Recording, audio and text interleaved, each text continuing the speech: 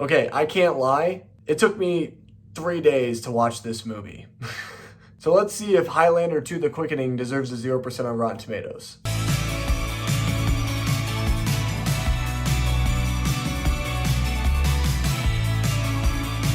I love these videos, but sometimes I don't always feel like I want to watch the movies, and this was the case with Highlander 2 The Quickening.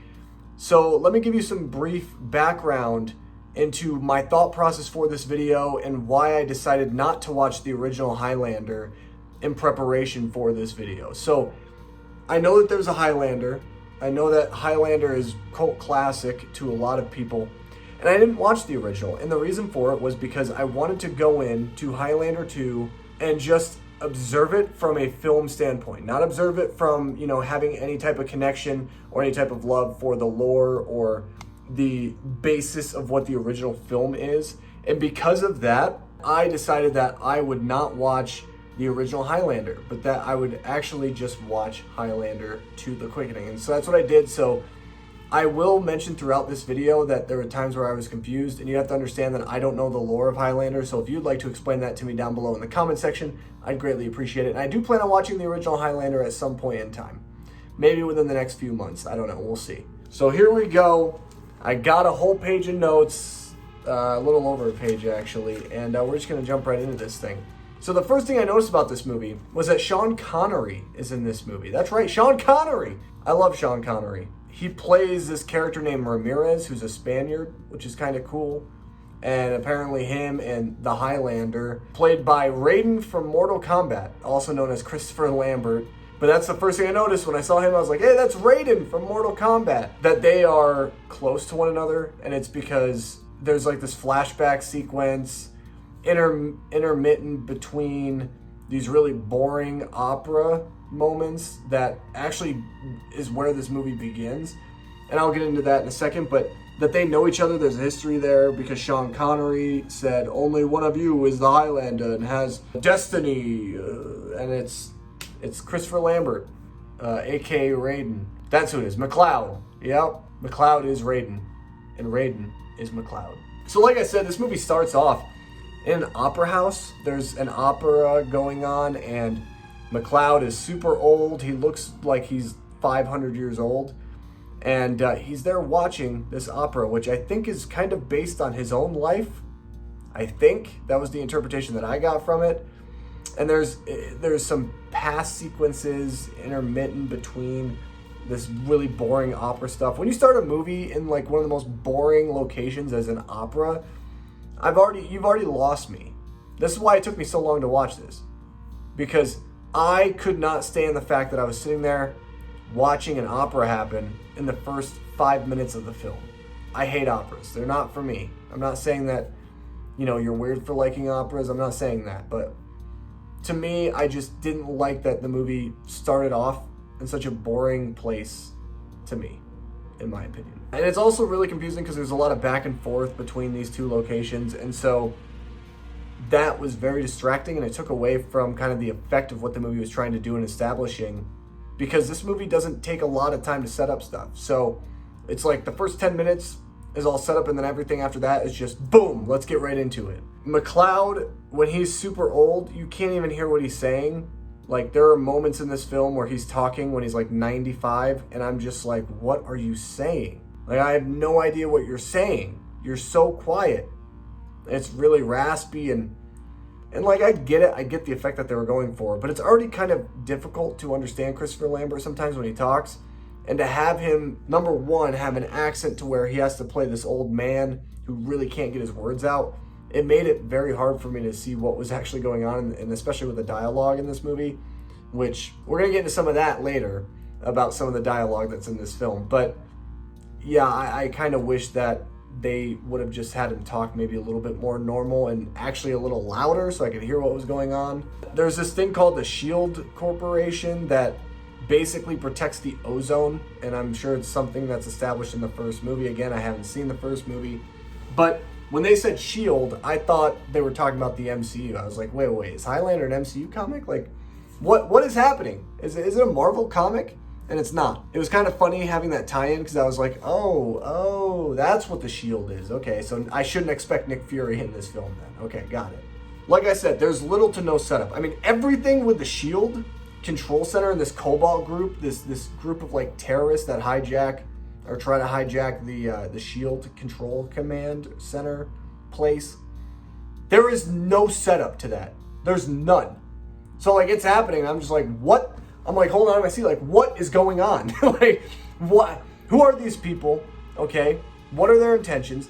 Nothing is really referred to as this group of people. And I'll get into their leader, Luis, because man, her story is weird and very fast-paced and makes kind of no sense at the end of it. But this movie just, it felt like maybe there was set up to the Cobalt group. Again, I haven't seen the first movie, but I feel like you have to somewhat have some type of setup for people who are even just casual fans who have seen the first one, but it's been a long time since they've seen it.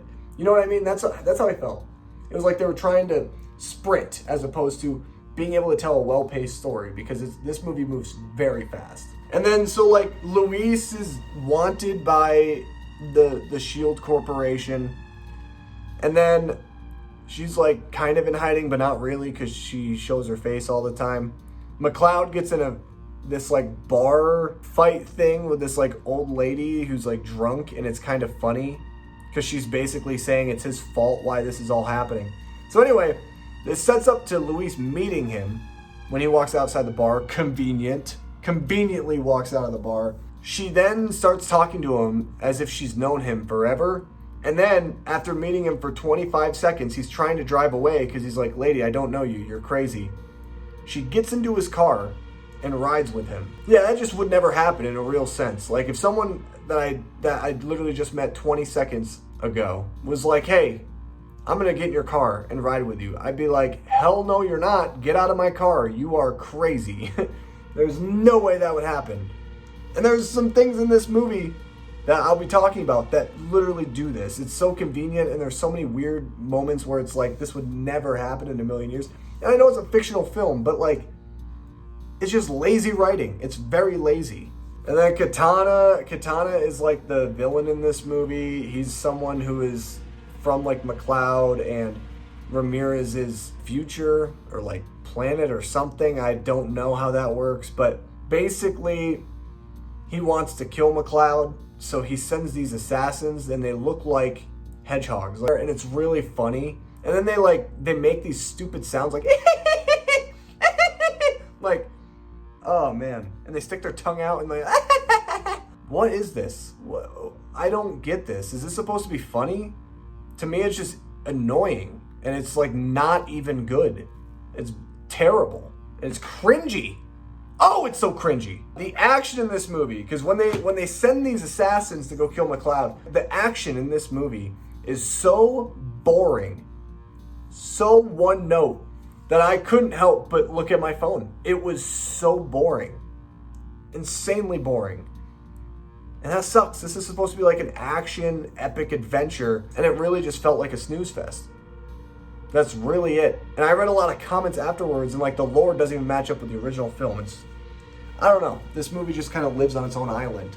And it's by the same guy who directed the first movie. So, hey, this guy's got Toby Hooper syndrome. There's a scene where McCloud is all in flames, and it seems like he blew up, and you know, one of the hedgehog assassins starts laughing and he's happy. And then you see old McCloud get engulfed, and then he comes out to being like young, buff, Mel Gibson Braveheart McCloud. And I was just like, what? What? Like, I get probably that was epic for like fans to see that like in the theater. I could imagine if I was a fan of this movie or had seen the first one, I'd be like, yeah, that's awesome. That was the moment in the film. But to me, I was so confused. I was like, what? So he went from being old to engulfing in flames to now being this young hunk. I don't buy it. I don't buy it. There's also a chase sequence in this movie with like hoverboards and flying, and it is so long and so drawn out.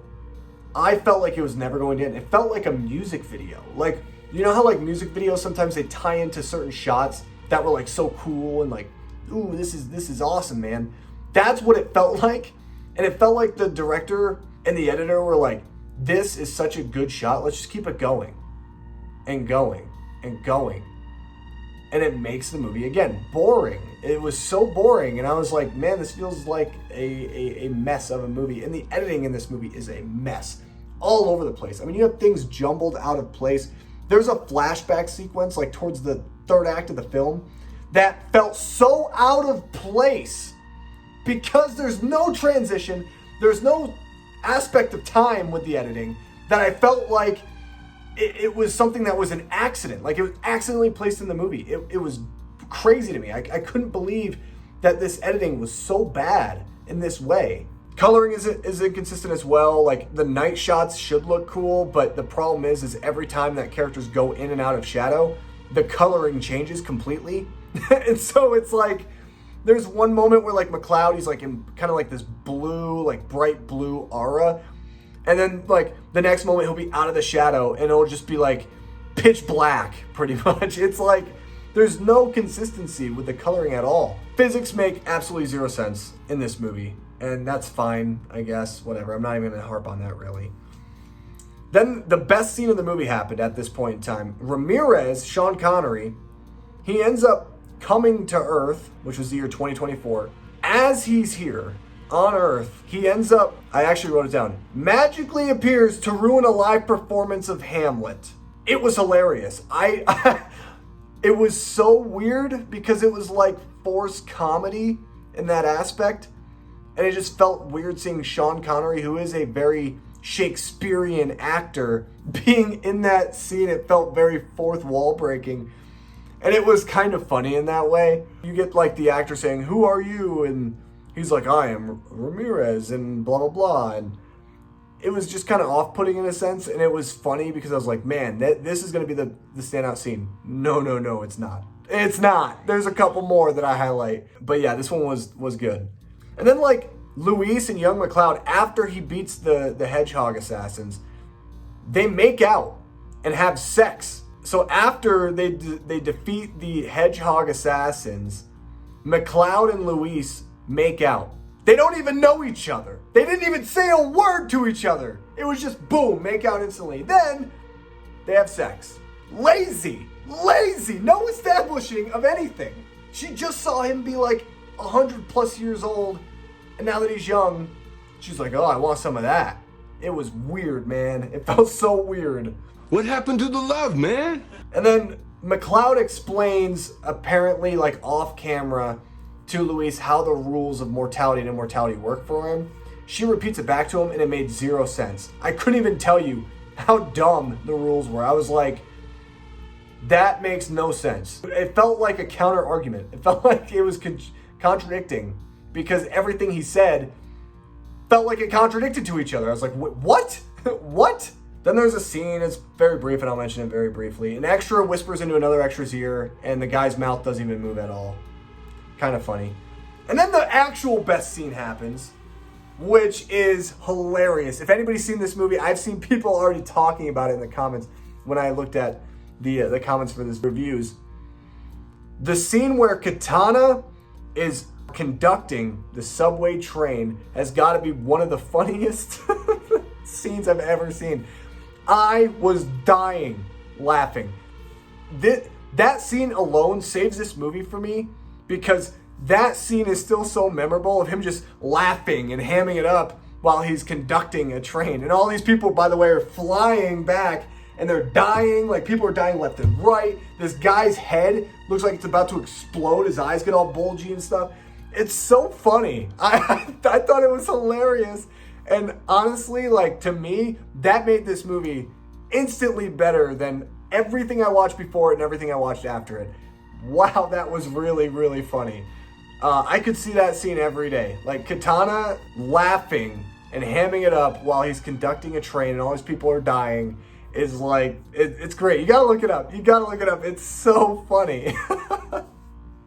Then there's this guy in here in this movie that is like a friend of McCloud's that helped him build the shield. And so I thought he looked kind of like Harry Potter's uncle. You know the guy, right? This guy. And then I was like, wait, no. He's the guy from Bedtime Stories, the hotel owner. And then I realized those two are the same people, and he's not even in the movie. Like, stupid.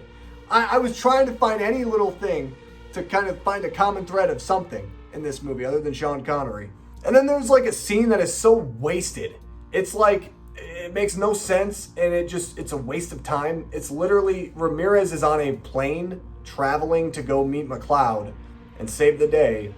And there is an instructional video on how to put a seatbelt on and why you should put a seatbelt on and all these emergency procedures if a plane goes down. Why are we seeing this? We see this when we're on the plane if we're on like a Delta flight, we see this video, okay? Like, I don't need to see this in a movie. And it just felt so stupid. It was such a waste of time. I was like, you could have spent this 3 minutes. I could have spent this 3 minutes reading Dune. So that friend who looked like, Harry Potter's uncle and also the hotel owner from Bedtime Stories, that guy gets thrown into a maximum jail because the other villain in the movie, the guy behind the corporation, is actually the guy from Scrubs. That's the best way I can I'm trying to relate people to other things that they've done that's not this. So he gets thrown into maximum prison. And then Louise somehow magically knows and tells McLeod, oh yeah, he's in max prison now. I'd be like, how did you get that information? How do you even know this guy? You don't even know him. Like the scene where they meet up, you weren't there. Lazy writing, man. Lazy.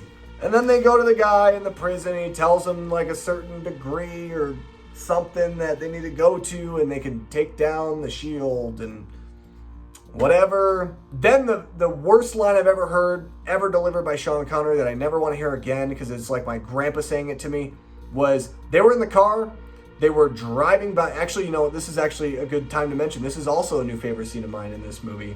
So Ramirez and McLeod, they go to the base or something of like where the Max prison base, okay? I don't really care because it's stupid. But they go to it, they want to get in. The guys at the info little ticket booth thing is like, you can't get in.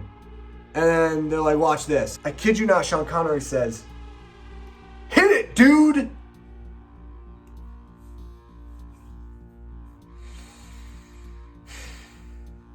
And then they start driving through a barricade, and it's so laughable because they start getting shot up. I mean, shot up.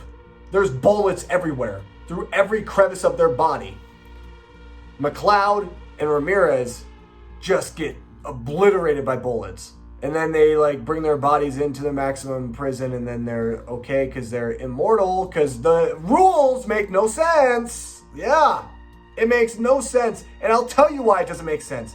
Because when they go to the cloud, you get Katana, who knows what they're trying to do, because he comes down, by the way, I should mention that. He's like, if I can't get, I guess I'll have to do the job myself, which is something that Thanos says in Avengers, he says that in the MCU, I think after Guardians of the Galaxy maybe, or no, after the first Avengers movie, I'll do it myself. So he comes down, he's there with the guy from Scrubs, and they are watching everything unfold. It's like they're allowing them to destroying the shield, basically. They trick them, lock them into this room. All three of them. Louise, who by the way goes there because apparently it's important for her too to be there because she's not immortal or anything. McLeod and Ramirez, and there's this giant blade, like a fan blade, coming down, and it's gonna kill them. So here's my question. If they're immortal from literally getting obliterated by bullets, how can a simple fan stop them? It doesn't make... The rules don't make sense. So then, Sean Connery's Ramirez saves them by literally concentrating, basically holding his finger at a certain spot where the blade is spinning. And then as he's doing that, I kid you not, they start playing Amazing Grace on the freaking bagpipes, okay, in the movie. The most epic scene of the movie. They are playing Amazing Grace on bagpipes.